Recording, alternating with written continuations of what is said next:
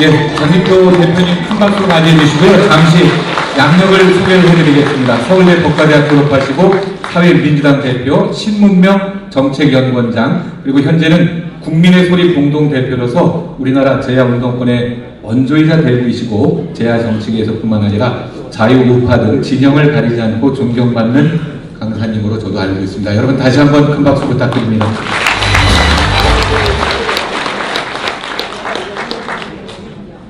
먼저 이렇게 많은 분들이 오신 것은 아까 우리 유 시장님이 말씀하셨듯이 오늘 대한민국이 너무나 걱정돼서 오신 거겠죠?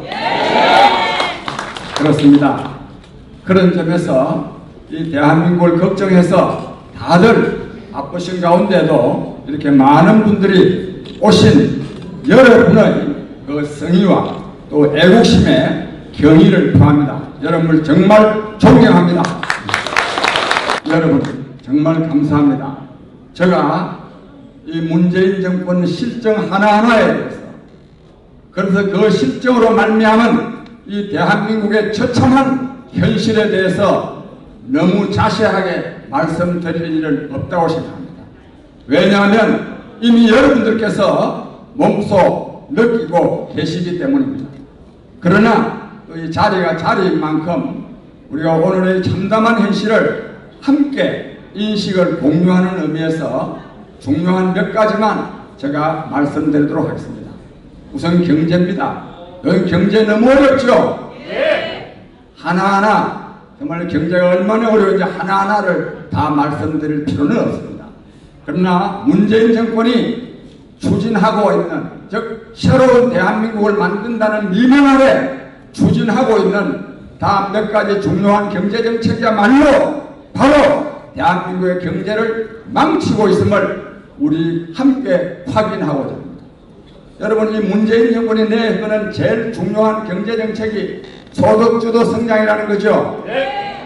그 중에서 가장 중요한 것은 최저임금 인상이죠.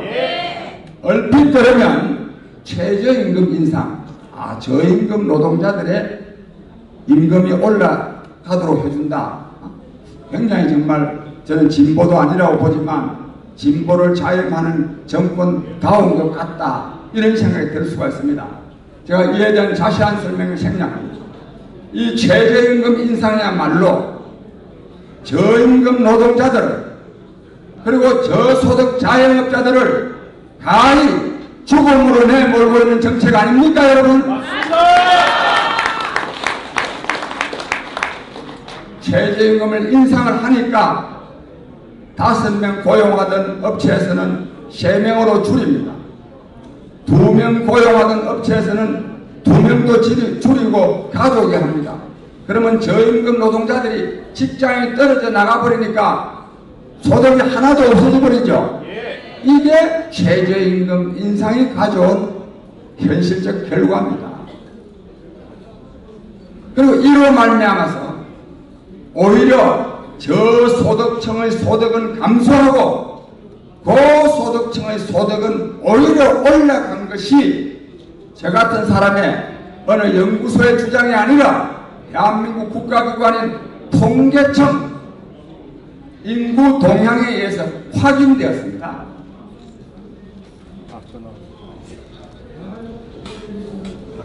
제가 이 통계가 또 자꾸 새로 나오기 때문에 지난 4.4분기, 작년 4.4분기를 예를 들자면 그때가 최저임금 인상으로 말미암은 소득 양극화 현상이 가장 심할 때입니다. 그때 그 결과가 통계청 자료에 의하면 저소득층의 소득이요 무려 22%가 떨어졌습니다. 고소득층, 이런 걸 뭐 소득 10분이라고 하는데 근데 5분위로 나눌 때 소득 1분위의 소득은 22%가 떨어지고 고소득층, 소득 5분위의 소득은 오히려 11%가 올라간 것이 이것이 통계청 자료에 의해서 확인된 겁니다. 이분이 가장 최근의 조사로도 소득은 저소득층 소득이 뭐 0.7%가 올랐습니다. 그러나 근로소득은 15.3%가 내렸습니다. 이런데요, 문재인 대통령이 이에 대해서 뭐라고 말을 하죠? 이렇게 말합니다. 문재인 대통령은 문재인 정부의 경제정책이 옳음은 국민이 아직 체감하지 못해서 그렇다. 이렇게 말합니다, 이 사람. 여러분, 이 사람 정신 있는 사람입니까? 없는 사람입니다. 이것은 정신 없는 것을 넘어서 국민을 무시하고 국민을 모독하는 일 아닙니까, 여러분? 맞습니다. 국민을 모독하고 국민을 무시하는 대통령은 국민의 힘으로 끌어내려야 합니다, 여러분.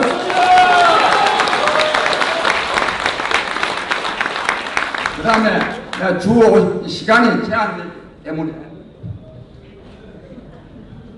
주 52시간 문제가 갖고 온 폐해는 제가 생략합니다. 그 다음에 탈원전이라는 거 있죠? 이것도 여러분들이 잘 알고 계십니다. 이 탈원전 정책이요, 이 대한민국 진짜 망하게 하고 있습니다. 저는 마침 고향이 김해라서 두산 종공 원자력 발전소 짓는데 중요 부품을 가장 많이 생산하는 데가 두산중공업인데 두산중공업이요 생산 시설을 반으로 줄였습니다. 그다음 또 거기에 들어가는 이 부품 업체들이 약 700개가 있는데 거의 도산입니다. 거의가 아니라 거의 다 도산입니다. 그래서 지금 제가 살고 있는 김해, 창원, 마산 이쪽에 지금 공장들이 지금 문을 반 이상 닫았습니다. 그것뿐입니까? 원자력 전문 기술자들이 전부 다 해외로 나갑니다. 원자력 학과가 폐쇄되기 시작했습니다. 지금 우리나라 원자력 기술은 세계 1등이라고 한답니다.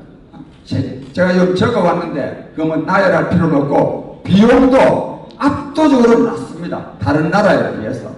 그래서 우리는 지금 세계 원자력 기술을 심지어 미국에까지도 이제 원자력 발전소 플란트 수출을 할 수 있는 그런 단계인데 이걸 완전히 탈원전 정책을 해가지고 지금 신고리, 고루키기 그건 또 뭐 중단한다가 한 몇 달 중단했다가 또 뭐 다시 또 재개해가지고 그런 말미암은 피해가 약 한 1,000억 원 이상 아니었습니까? 이것까지 앞으로 지금요 배임죄로 지금 고발한 탈원전 반대하는 단체들 지금 고발하려고 준비하고 있습니다.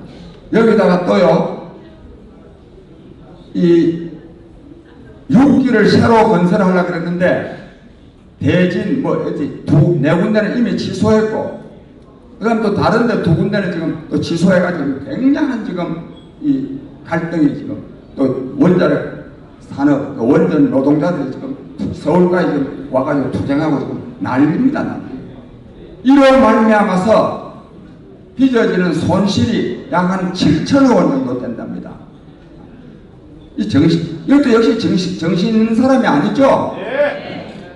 정말 이런 거를 또 4대강 포 해체하는 것도 마찬가지입니다. 제가 경제 문제에 대해서 더 말씀드리지 않겠습니다. 그 다음에 국가안보 문제는 어떠느냐? 여러분 잘 아시죠?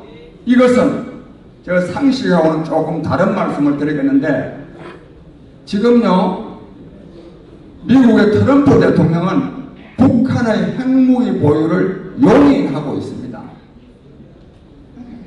지난번에 6월 30일 날 트럼프 대통령이 판문점에 와서 김정은 위원장하고 깜짝 만난 거는 트럼프 대통령은 즉 미국은 북한의 핵무기 보유를 용인하고 그리고 북미 관계를 좋게 하겠다고 하는 것을 공식화하기 위해서 6월 30일 날 만났습니다. 이에 대해서 설마 그럴까? 그렇지 않겠지. 이렇게 생각하는 분도 많이 있을 텐데 그런 분들은 저 다음 몇 가지 말씀을 상기해 보시기 바랍니다. 내가 엊그제 문재인 대통령 미국 가서 트럼프 대통령 만났죠. 그 회담에서요 핵무기 폐기 문제가 별로 거론되지 않았습니다. 뭐라고 말했느냐? 지금 트럼프 대통령은 김정은 위원장과 나하고는 굉장히 관계가 좋다. 내 재임 중에 이루어낸 가장 큰 성과는 북한과 미국이 관계를 좋도록 한 거다. 그러니까 보도된 거 보셨죠? 이렇게 말하는 사람이 이거 북한의 핵무기 보유 폐기할 아무런 생각도 하고 있지 않은데 관계가 제일 좋다고 말하는 것은 핵무기 보유를 용인하는 거 아닙니까? 용인하는 겁니다. 우리 정신 차려야 됩니다. 이와 관련해서는요, 제가 이 페이스북이라는데 많은 글을 써놨습니다. 심지어는 이 문제는 우리만 알아야 될 것이 아니라 미국 사람들이 알아야 되겠기 때문에 제가 영어로 번역도 해가지고 페이스북에다 올려놨습니다. 혹시 관심 있는 분은 보시기 바랍니다. 그런데 제가 여기서 말씀드리려고 하는 것은 앞으로요,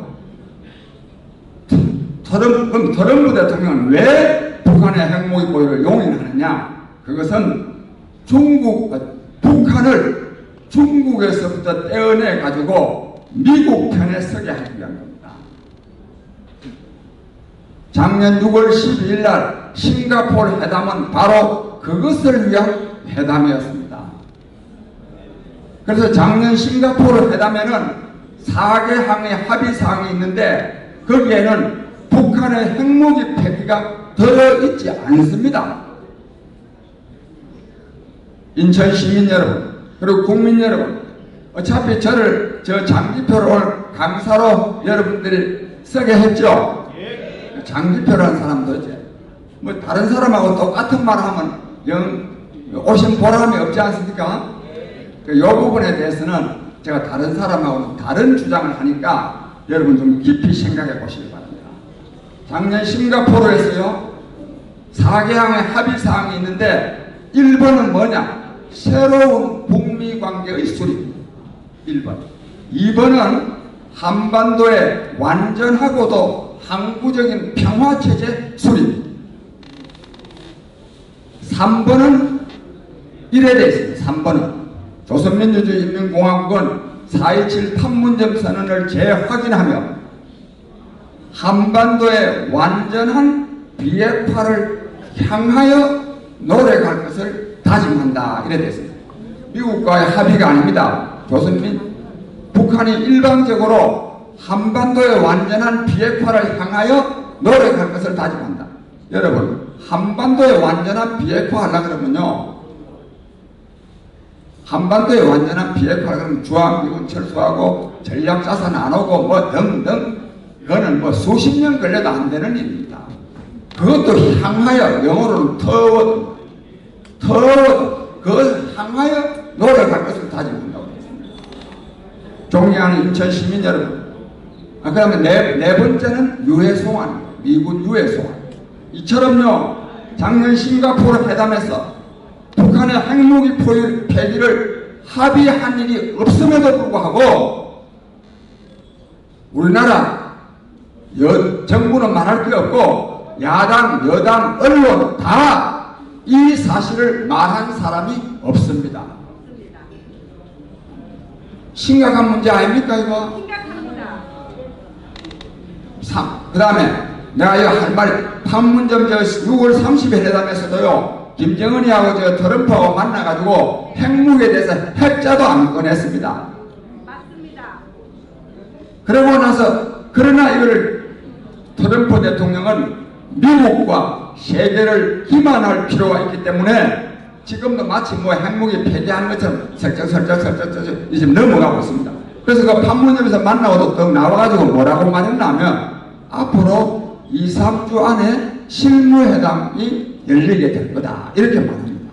그러면 우리 신문에서는 이제 2, 3주 안에 이제 실무회담 열어서 북한 핵무기 폐기하려고 하는 모양이다 뭐 이런 거 이제 써들었고, 미국 돌아가서는 뭐라고 말했냐? 트럼프 대통령이 미국 돌아가서는 뭐라고 말했냐면 시간에 구애받을 필요가 없다. 나는 김정은한테 사랑에 빠졌다. 편지는 아름다운 편지, 예술 작품과 같은 아름다운 편지를 받았다.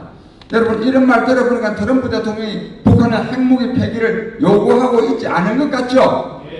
않습니다.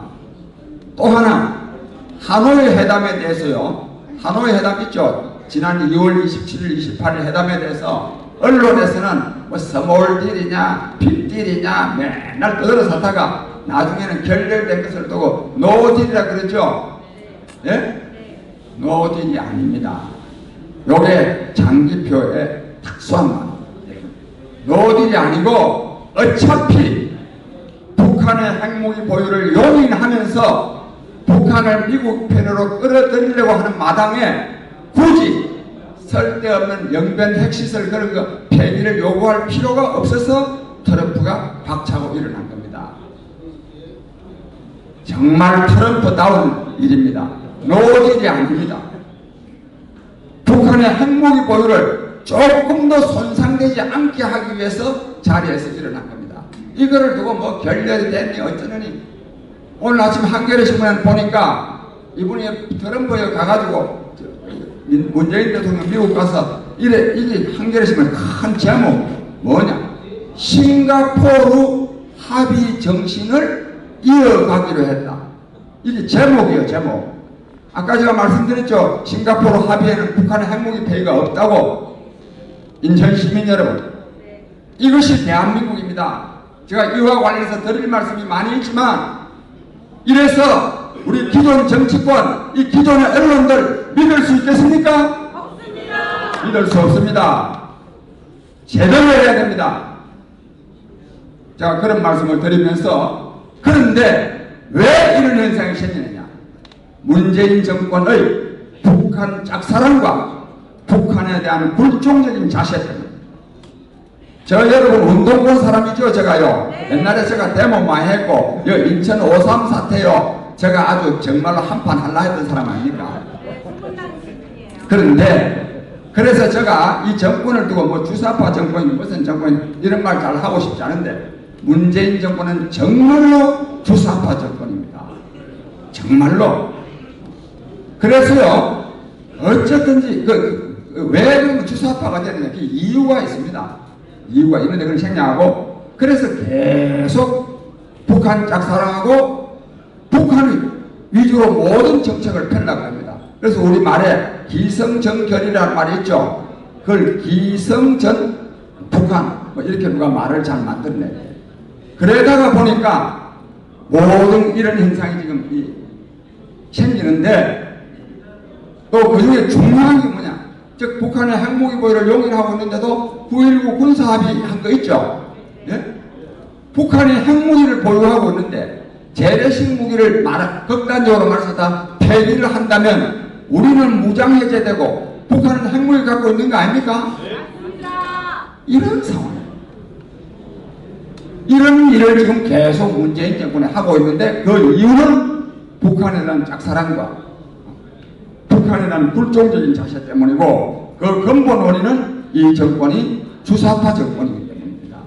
그런데 이로 말미암아서요 결과는 어떻게 되느냐 여기 또 어떤 분들은 특히 자칭의 보수적인 분들은 문재인 정권이 자꾸만 남한을 북한에 갖다 바친다고 생각하는 분들 많죠. 갖다 바치면 받을까요? 안 받습니다. 김정은이는 남한을 끌어안고는 절대로 권력을 유지할 수 없습니다.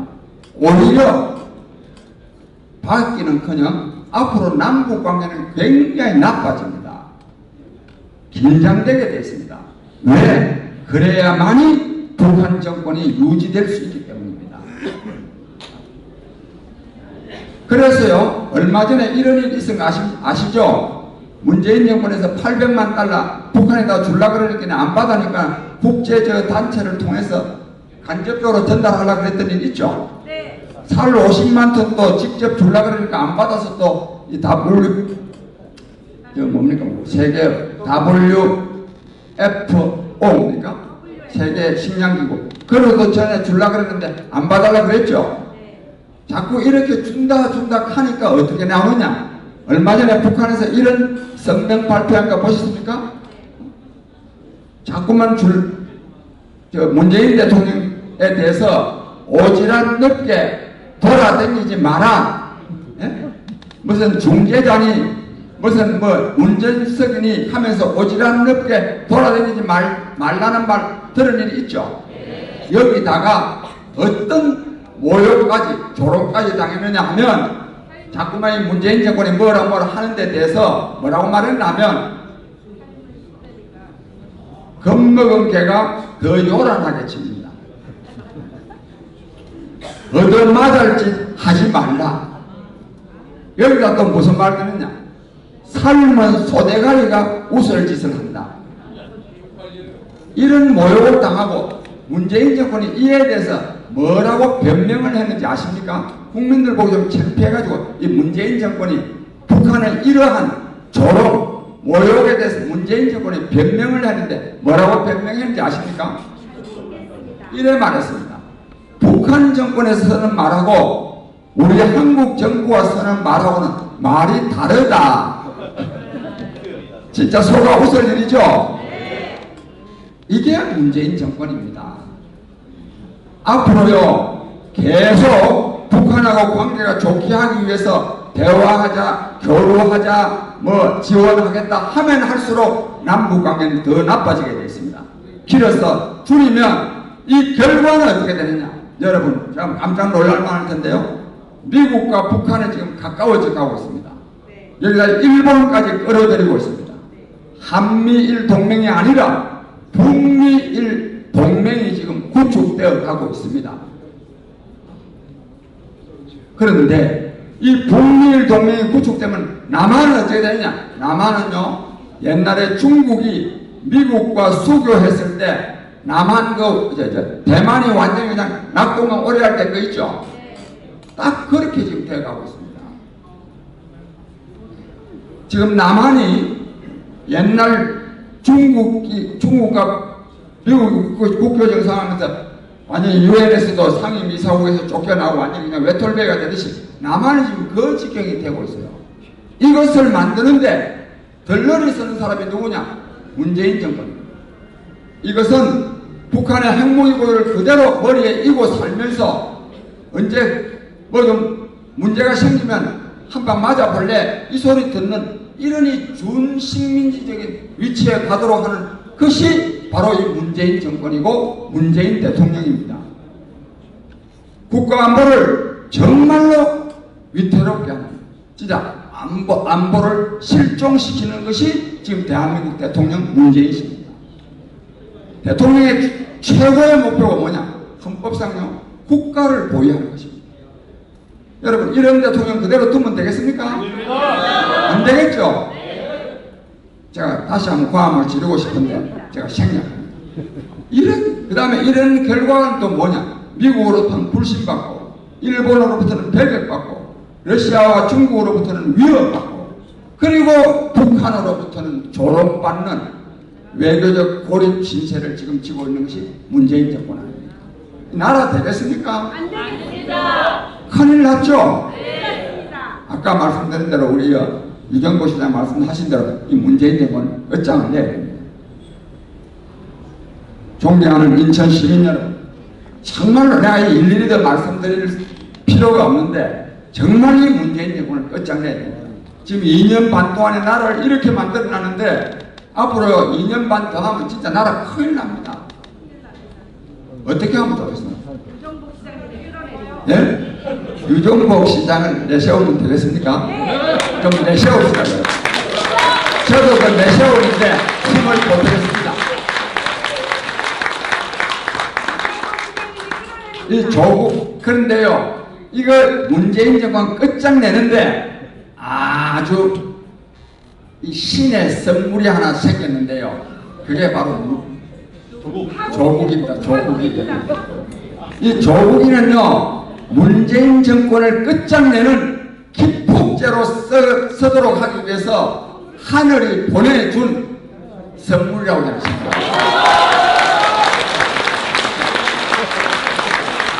왜 그러냐? 여러분, 조국식 그 부부하고 그 만들어낸 그 입학 그 뭐 표창장 위조 등등 있잖아요. 그러니까 학부모들 다 자녀들 다 좋은 학교 보내기 위해서 뭐 스펙 좋은 거 쌓기 위해서 이런저런 노력해봤는데 그 부분만큼 여러분 할 수 있겠습니까? 못합니다. 얘는요 권력을 잡고 있어도 못합니다. 시간이 그리 안 됩니다. 나는 이 조국식 사람은요 저는 하루가 24시간인데 그 사람은 아마 한 72시간은 되는 것 같아요. 이거는요, 사람이 할 수 있는 부정은 저는 아니라고 생각합니다. 이는 신이 만드는 부정입니다. 저는 그래서요, 나는 솔직히 말해서 한 보름 전에는 조국 씨 이러다가는 자살하지 않을까. 저 부인도, 그 딸도 자살하지 않을까 제가 걱정을 많이 했는데, 제가 얼마 전에요, 어느 심리학자가 쓴 책을 보니까 걱정 안 해도 되겠더라고요. 왜? 아주 이 거짓말을요, 해도 아무 양심의 거리낌을 느끼지 않아요. 참 희한한 사람이에요. 저는 그래서 이 사람을 전에 누가 교도소로 보내야 된다 그러길래, 저는 그 사람 교도소 가기 전에, 교도소 가는 거는 뭐 많은 사람이 가는데 심리학 연구소에 가야 된다는 거예요. 그 정도입니다. 이 사람. 그러나 우리는 이 조국 씨가 저지른 이 부정은 조국 씨 개인의 부정이 아니라 이 문재인 정권 모두의 부정이죠. 그래서 이 문재인 정권을 끝장내야 합니다.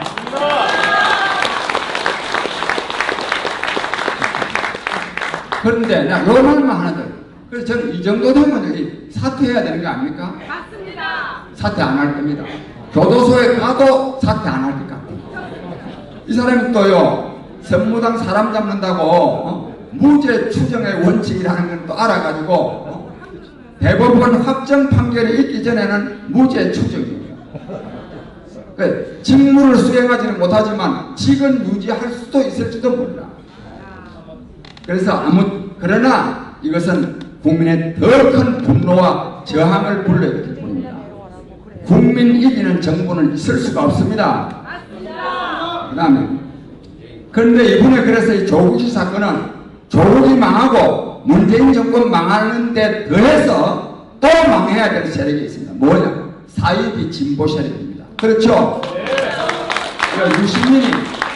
유시민이 공지의 뭐 이회수 등등 나와서 펼쳐 쌓는 거 있죠? 저는 이것도 사실 신의 작품이라고 생각합니다. 왜? 조국 씨의 부정부패가 이렇게나 드러났는데도 조국 씨가 뭘 잘못했느냐 하는 사람, 그 정신 있는 사람입니까? 왜? 이것도요, 조국 씨와 함께, 문재인 정권과 함께 기득권 청에도 특수 기득권청이 된 한국의 사이비 진보 세력을 끝장내기 위한 신의 작품이 아니고 무엇이겠습니까?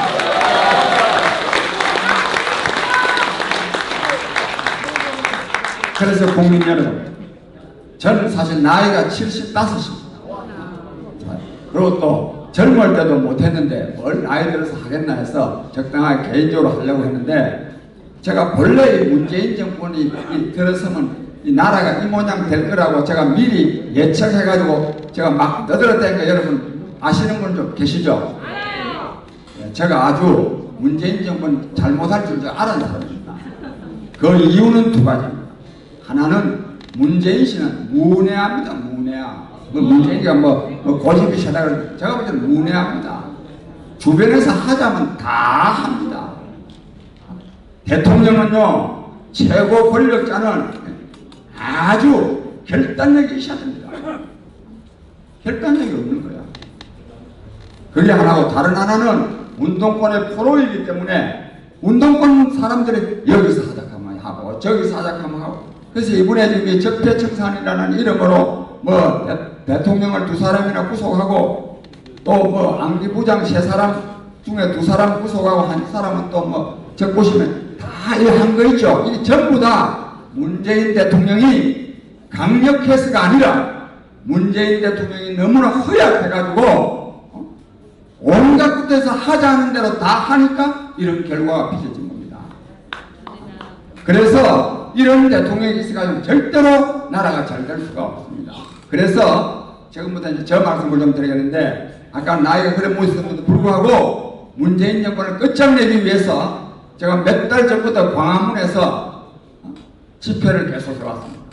마침 조국 사태가 터져가지고 이른바 보수 진영의 한 33개 단체가 새로운 단체를 하나 만들었어요. 그 단체 이름이 뭐냐 하면 조국 문재인 퇴진 국민행동입니다. 여러분 고맙습니다. 국민행동 이름으로 지난 15일 날인가요? 15일 날 발대식을 하고 지난 21일 날, 요 며칠 전이죠. 21일 날 첫 집회를, 즉 조국 문재인 퇴진 국민대회를 광화문에서 처음 21일 날 하고, 그리고 28일 날은 제2차 국민대회를 합니다. 28일 다음 요번 토요일, 그리고 10월 3일 날은 광화문이 완전히 그냥 인산인해가 될 겁니다. 전국적으로 문재인 정권을 반대하는 우리 국민들이 엄청나게 많이 몰릴 겁니다. 인천 시민 여러분들께서도 많이 오실 거죠? 우리 그만 국민의 힘으로 문재인 정권을 끝장한번 내봅시다, 여러분.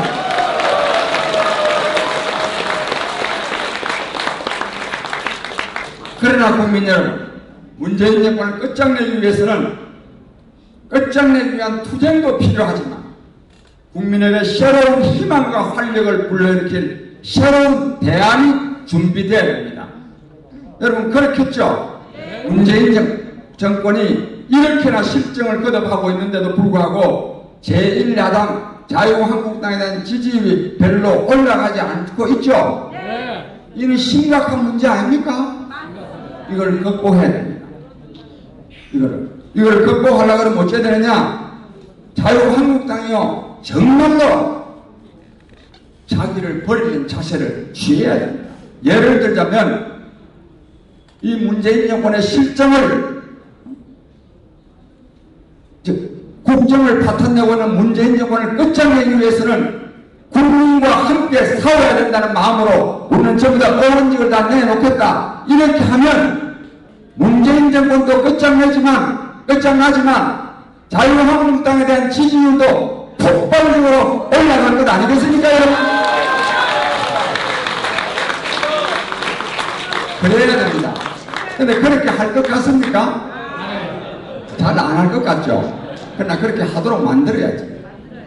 그래서 저희 퇴진, 조국 문재인 퇴진 국민행동에서는 한편으로는 문재인 정권을 규탄하고 끝장내기 위한 대규모 대중투쟁을 전개할 뿐만 아니라, 즉 광화문에서 10만 명, 100만 명을 모아서 문재인 정권을 끝장내기 위한 국민적 투쟁을 전개할 뿐만 아니라, 다른 한편으로는 국민에게 새로운 희망과 활력을 불러일으킬 새로운 정치 세력을 만들어내야 된다고 저는 생각하고, 이래야 야권도 통합시켜낼 수도 있고 야권을 혁신할 수도 있어서, 즉 새로운 세력을 만들어내서 국민에게 새로운 희망을 주면서 야권 통합을 만들어내고, 그리고 그 세력이 힘을 합해야 내년 총선에서 이길 수 있다고 보는데, 인천 시민 여러분들은 어떻게 생각하십니까? 동의하십니까? 우리 그렇게 되도록 해야 됩니다. 내년에 이 문재인 정권을 내년 총선에서 이기지 못하면 문재인 정권은요 진짜 기고만장합니다. 너 당신네들 그렇게나 비판해도 우리 국민이 우리를 지지하지 않느냐, 멋대로 합니다. 멋대로. 진짜 나라 정말로 망합니다. 그래서 제가 끝으로 당부드렸는데, 문재인 정권을 그냥 근데 이대로 내년 총선을 하면 어떻게 되냐? 못 이깁니다. 아까 우리 유 시장도 말씀 좀 하셨듯이 이 정권이요 전 국민을 상대로 해서 매표 작전을 하고 있습니다. 예타 면제라는 거 있죠? 예비 타당성 조사 면제해가지고 전국적으로 푸른 돈이 24조 원입니다. 생활 SOC라 그래가지고 푸른 돈이 8조 6천억 원입니다. 실업 예산이라 그래가지고 16조 원입니다. 일자리 예산이라 그래가지고 24조 원입니다. 건 100조 원에 달하는 돈을 순전히 매표를 위해서, 국민표 사기 위해서 지금 동원하고 있습니다. 여기 그뿐이 아닙니다. 지방자치단체에서는 또 기본소득이라 그래가지고 또 나누어줍니다. 이게 전부요, 그동안에 이른바 운동권을 통해서요, 쫙 조직화되어 있습니다. 그래서 저는 이대로 가가지고는 절대로 선거에서 이길 수가 없다고 저는 보고, 아까 말씀드린 대로 이 광범위한 국민과 함께 대중투쟁을 통해서 문재인 정권을 가히 상당히 좀, 문재인 정권 다음에 선거해봐야 못 이긴다는 분위기를 좀 쫙 조성해놔야 됩니다. 그래야 이 기회주의자들이 거기서부터 좀 떨어져 나올 수가 있습니다. 그렇게 하고 그와 아울러 말하면 새로운 희망을 불러일으킬 수 있는 세력을 만들어내고, 그 세력과 함께 다른 야당들도 통합이 되면 이길 수 있겠죠? 예, 저는 그런 생각을 하고 조국, 문재인, 태진 국민의 행동을 하고 있고, 또 제가 또 나이도 좀 먹었지만은 저 장기표도 그런 방향으로 열심히 노력하고 있는데, 인천 시민 여러분, 저와 또 우리와 함께 이러한 우리의 목표를 이루어내야 되겠죠? 이루어내기 위해서는요, 광화문 집회에도 오시지만 요즘은 유튜브 시대입니다. 유튜브 시대. 유튜브가 굉장히 중요합니다. 그래서 제가 운영하는 유튜브는 국민의 소리라는 것입니다. 국민의 소리. 국민의 유튜브에 들어가서 국민의 소리 딱 치면 그게 나오는데, 이 유튜브 앞으로 유튜브 시대입니다. 유튜브 시대. 유튜브가 좋은 것은 다른 말하자면 매체 이런 걸 보고 SNS를 다른 SNS 등등은 들어가는 것이 좀 복잡할 수 있습니다. 그러나 유튜브는 세 번만 딱딱 누르면 딱 그냥 자기가 보고 싶은 걸 다 볼 수 있습니다. 그래서 특히 나이 드신 분들이 많이 활용하기가 쉽습니다. 유튜브, 그리고 아까도 말씀하셨죠. 우리 유 시장 말씀하셨는데, 이 문재인 정권을 끝장내려고 그러면은 문재인 정권의 폐해가 무엇인지를 좀 더 정확하게 알 필요가 있습니다. 그래야 힘이 나옵니다. 그래서 여러분들 유튜브도 좀 많이 보시고, 또 신문도 좀 많이 보시고, 방송도 많이 들으셔서 문재인 정권이 얼마나 나라를 나락으로 빠뜨리고 있는지를 정확하게 아시고, 반문재인 투쟁을 우리 함께 전개해서 문재인 정권 끝장내고 대한민국의 새로운 활력을 불러일으킬 새로운 정치, 새로운 나라를 함께 만듭시다, 여러분. 그 질문과 관련한 답변을 좀 드리기 전에, 요즘 굉장히 살기가 힘든데요, 사실은요, 시대적으로는 굉장히 살기 좋은 시대를 맞이하고 있습니다. 안 그렇겠습니까? 이 산업의 정보화로 말미암아서, 즉 산업의 정보화의 중요한 내용은 자동화와 신제품의 생산입니다. 이로 말미암아서 지난날 100명이 일해서 생산해내던 그 양을 지금은 10명이 일해도 그만큼 생산할 수 있죠? 그렇잖아요? 맞아요. 그렇습니다. 그러니까 굉장히, 옛날에 예를 들면 농사를 짓는데, 옛날에는 100명이 농사를 지으면 200명이 먹고 살 수가 있었어요. 맞아요. 지금은 100명이 농사를 지으면 1000명이 먹을 수 있는 것을 생산해낼 수 있죠. 네. 그렇지 않습니까? 네. 그러면 잘 사는 시대입니까? 못 사는 시대입니까? 네. 굉장히 잘 사는 시대라야 됩니다. 제가 신문명정책연구원 대표인데, 왜 신문명을 주장하느냐? 오늘의 세계적인 대변화는 새로운 문명시대가 도래하는 것이고, 이 새로운 문명시대, 정보 문명시대는 모든 사람이 행복하게 살 수 있는 시대입니다. 그런데 지난날 먹고 살기가 힘들던 때의 국가 운영 방안, 삶의 영위 방식을 가지고 요즘 무엇이든지 너무너무 많은 시대에는 옛날 그 국가 운영 방식은 안 됩니다. 지금은요, 무엇이 부족해서 어려움을 겪는 시대가 아니라 무엇이 너무 많은데 그것에 대처하지 못하니까 더 어려워지는 시대입니다. 이게 중요합니다. 제가 기존 정치에 참여하지 아니하고 새로운 정치를 주장하는 이유는 바로 여기 있습니다.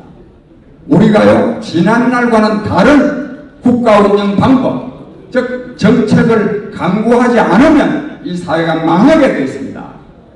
사실 좀 문재인 정권 우리 비난했지만은 대한민국만 지금 어려운 것이 아닙니다. 미국도 일본도 프랑스도 다 어렵습니다. 미국 요즘 맨날 신문에는 미국 경제는 나아지는데 왜 한국은 안 나아지느냐, 일본 경제는 나아지는데 왜 안 나아지느냐, 그 말이 일리는 있지만 근본적으로는 미국도요 완전히 한동안 망했지 않습니까? 리바운딩 하는 겁니다. 너무너무 어려워졌다니까 좀 올라오고, 일본도요 잃어버린 10년이 아니라 잃어버린 20년을 겪었죠. 그렇지 않습니까? 일본이 굉장히 어려움을 20년이나 겪었습니다. 지금 프랑스, 독일, 영국 어떤 나라입니까? 그 나라들도요 정도의 차이는 있고 질의 차이는 있지만 굉장한 어려움을 겪고 있습니다. 이것은 뭘 말하느냐? 지난 시대의 국가 운영 방안 가지고는 이제 한계에 이르렀음을 말해주는 것입니다. 그래서 근본적으로 새로운 국가 운영 방안을 강구해야 됩니다. 새로운 국가 운영 방안을 그래서 안 하면 대량 실업, 소득 양극화, 환경 파괴, 인간성 상실로 말미암아서 사회는 붕괴하고 인생은 파탄하는 대재앙을 맞을 수 있습니다. 이왕 제가 여기서 말씀을 드리겠습니다. 저 장기표는 이러한 상황, 즉 산업의 정보화로 말미암아서 제대로 대처하지 못함으로써 맞는 대량 실업, 소득 양극화, 환경 파괴, 인간성 상실로 말미암은 이 대재앙을 극복하려면 새로운 국가 운영 방안을 강구해야 됩니다. 네, 대표님 고맙습니다. 새로운 국가 운영 방안이고요. 정해진 시간이 있으니까 아까 질문에 대해서 각 정당들이 어떻게 대응해야 되는지 좀 설명해 주시면. 예. 그걸 강구하면 굉장히 잘 살 수 있습니다. 그래서 인천 시민 여러분, 국민 여러분, 우리가 어렵지만 우리가 잘만 하면 굉장히 잘 살 수 있다는 희망을 가지시기 바랍니다. 그 다음에 질문과 관련해서요, 참 이 질문이 적절한데 아까 제가 좀 말을 하려고 했지만 되도록이면 반 문재인 세력끼리 너무 막 상대방을 폄하하는 말을 하지 않기 위해서 저도 그냥 대충 그냥 말을 좀 얼버무렸습니다. 그리고 또 마침 또 우리 또 민경호 어도 또 계시고 내가 좀 얼버무렸는데, 제가 그러나 지금도 저는 되도록이면 우리 반 문재인 정권 투쟁하는 사람들끼리 너무 상대방을 혹평하는 일을 되도록이면 하지 말자고 제가 말을 했습니다. 그럼에도 불구하고 여러분, 많은 사람들은 특히 언론에서는 다음 선거에서 이 더불어민주당을 이기려고 그러면은 야권이 통합해야 된다고 주장하죠. 또 통합을 위한 모임도 많이 합니다. 프레스센터에서 모임도 많이 합니다. 그러나 제가 생각할 때는 통합을 아무리 주장해도, 통합을 위해서 아무리 노력해도 제가 조금 후에 말씀드리려는 이런 새로운 노력이 없이는 저는 통합 안 된다고 보는 것이 제 생각입니다. 통합 안 됩니다. 100번을 양보해서 통합이 되면 그러면 지지를 받을 수 있느냐? 지지 못 받습니다. 냉정하게 말해서. 박근혜 정부는 박근혜 대통령만 탄핵된 것이 아니라 당시 새누리당도 탄핵당한 것입니다. 맞습니다. 그 이후에 제대로 된 반성과 혁신이 있었습니까, 여러분? 없었습니다. 그리고 국민의 지지를 받으려고 그러면 다음 두 가지를 해야 됩니다. 국민을 설득하려고 할 것이 아니라 국민을 감동시켜야 됩니다. 감동시키기 위해서는 다음 두 가지를 해야 됩니다. 하나는 뭐냐? 자기 것을 막 내놔야 됩니다. 기득권을 내놔야 됩니다. 그래야 국민이 감동합니다. 내 거 하나도 안 내놓으면서 반 문재인 하자. 누가 못합니까? 다른 하나는 뭐냐? 잘 이루어질 것 같지 않지만 그것이 옳기 때문에 나서야 됩니다. 저 장기표와 같이. 잘 안 될 것 같지만 그러나 이것이 옳기 때문에, 즉 실패하더라도 이것이 옳기 때문에 나서야, 그래야 여러분 국민이 감동하고 지지하는 것 아니겠습니까? 이런 원칙에 비추어 볼 때 자유한국당이 과연 자기 것을 내놓고 잘 안 될 것 같아도 하는 그런 자세를 보입니까? 안 보이죠? 인천 시민 여러분, 여러분이 마침 우리 민의원도 오시고 하니까 자유한국당이 그런 모습을 보이도록 한번 인천 시민 여러분들이 강력한 압력을 한번 가해 보십시오. 그 다음 끝으로 저 말씀이 길었기 때문에 그러나 잘 안 듣습니다. 그러나 듣도록 만들어야 됩니다. 어떻게 되냐? 그래서 두 가지를 이걸 해. 새로운 정치 세력을 만들어야 됩니다. 새로운 정치 세력을 만들면서 그 과정에서 문재인 정권을 엄청나게 규탄하고 문재인 정권의 실정을 폭로하고 그리고 문재인 정권을 상당히 주눅들게 만들면서 그 과정에서 새로운 세력을 만들어서 압박을 자유한국당도 바른미래당도 압박을 가해서 이 사람들이 말하면 새로운 정치 세력이 주도하는 이 통합에 동참하지 않으면 오히려 자기네들이 외톨바이가 되겠다 생각이 들어야 저는 통합도 된다고 생각합니다. 아무쪼록 저는 이러한 방안을 가지고 조국 문재인 퇴진 국민행동과 함께 이런 방법을 구사하려고 하고 있고 이 방법이 아니고는 저는 문재인 정권을 내년 4월 달에도 이기기가 쉽지 않다 이런 생각을 하고 있거든요. 인천 시민 여러분 이러한 뜻에 전폭적인 참여와 지지가 있을 것을 바랍니다. 여러분 감사합니다.